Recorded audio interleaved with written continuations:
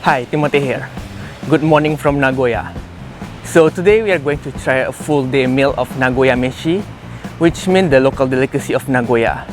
For breakfast, we will have Nagoya morning service to try a red bean toast. And then try out the most expensive dish for the day, Hitsumabushi, a Japanese eel prepared in the unique Nagoya style. And lastly, a pork katsu drenched with miso sauce. So first, let's grab our breakfast. Most coffee shops in Nagoya have something called morning service. When you order any drink in the morning, you will be treated to a free breakfast. And you can try the local specialty, Ogura Toast, which is a toast with sweet red bean paste. But this time we are going to try something fancier. You still need to order a drink, but with a bit of extra money, we will get this premium Ogura Toast. It is still the same toast with red bean paste, but it is topped with some whipped cream and fruit jam. There are orange, kiwi, banana, and pineapple. I don't know how to eat it. One biter.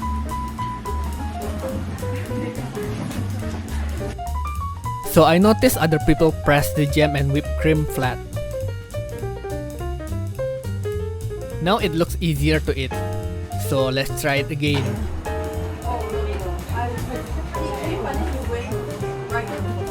That's nice. The red bean is smooth and it is not overly sweet. And the bread is quite soft. As for the drink, I ordered an orange latte. Doesn't really taste like latte, more like slightly tangy hot orange juice. But it is delicious.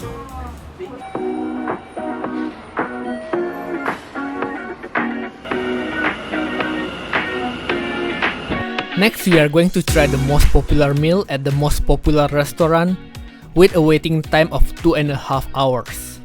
So it's gonna be a long day. At least very close to the restaurant, there is a nice park and shrine that you can visit for free and kill some time. Luckily, I came pretty early, so I don't have to wait that long before I get myself the Hitsumabushi, a Japanese eel rice bowl prepared in Nagoya style. Instead of one big piece of eel, the eel is finely cut into small pieces. And it comes with some pickles, a soup, some condiments, and tea, which we will need later. Before we start, we need to know how to enjoy Hitsumabushi.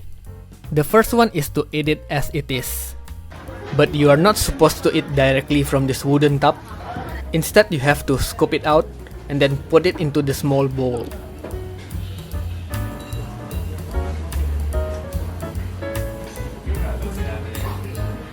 That's good. The eel is tender and the skin is quite crispy with a nice char. And it is also drenched in a sweet and savory sauce. The second way to eat it is by adding the condiments. Add some green onions, wasabi, and some nori. Then mix it up a little bit.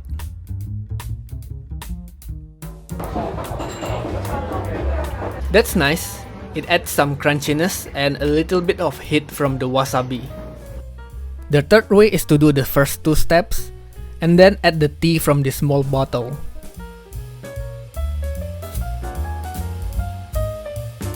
And now we have a chazuke.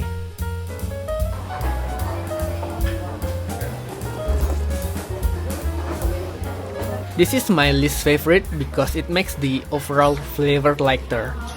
It is good, but it doesn't really taste like unagi anymore. And the final way is to enjoy it however you like it.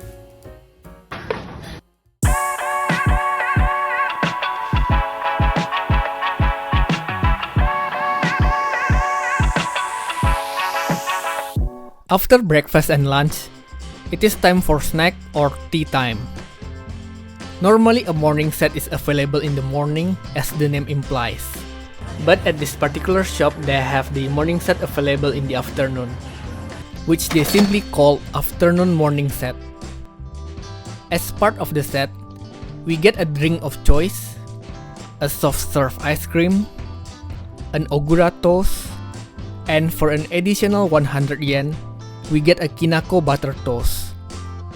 As for the toast, you can choose a regular one or Kaiser bread, which is what I chose. Before we try it, let's press this whipped cream to prevent the same incident from this morning. It's pretty heavy.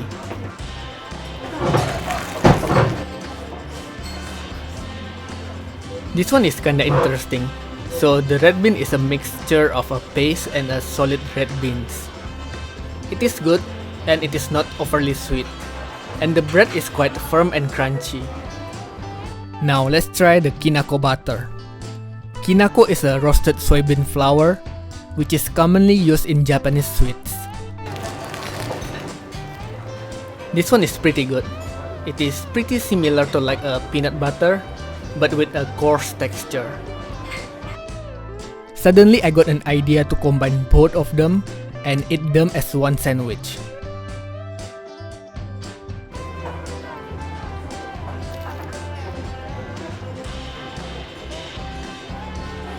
I don't think that was a good idea. The red bean overpowered the Kinako, so that's all I could taste. And it is a bit too late to go back now. At least it is still enjoyable, with a cup of delicious apple black tea.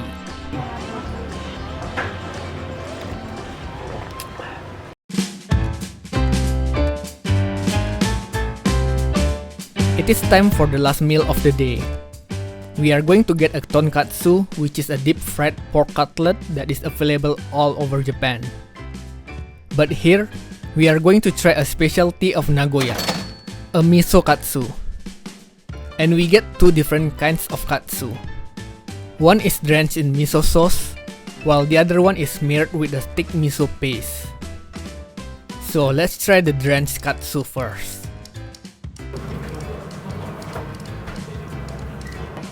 Oh yeah, that's nice. The pork is tender and juicy, and it has a strong smell and taste of miso, but it is delicious.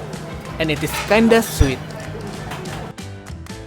Now let's try the other half.